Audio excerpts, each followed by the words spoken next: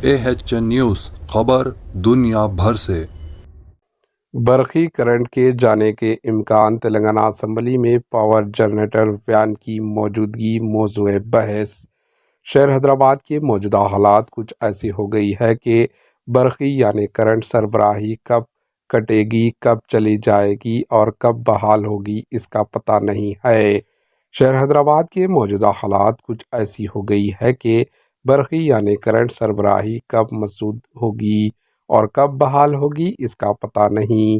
حکومت کی جانب سے پہلے ہی یومیہ 2 گھنٹے بجلی سربراہی کٹ کرنے کا اعلان کیا تھا۔ اس پس منظر میں گزشتہ 9.5 برسوں میں پہلی بار احاطہ اسمبلی میں پاور جنریٹر نصب کیا گیا۔ یہ اقدام احتیاطی طور پر کیا گیا ہے کیونکہ برقی سربراہی میں خلل کے خدشات سے ایوان کی کارروائی میں خلل اندازی نہ ہو۔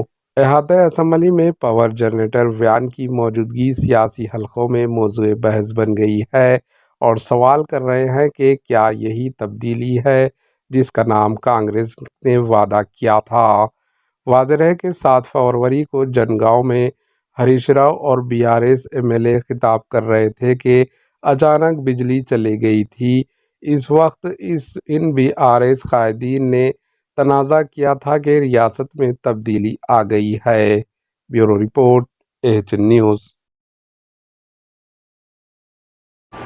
AHN نیوز کو لائک کریں، شیئر کریں اور سبسکرائب کرنا نہ بھولیں۔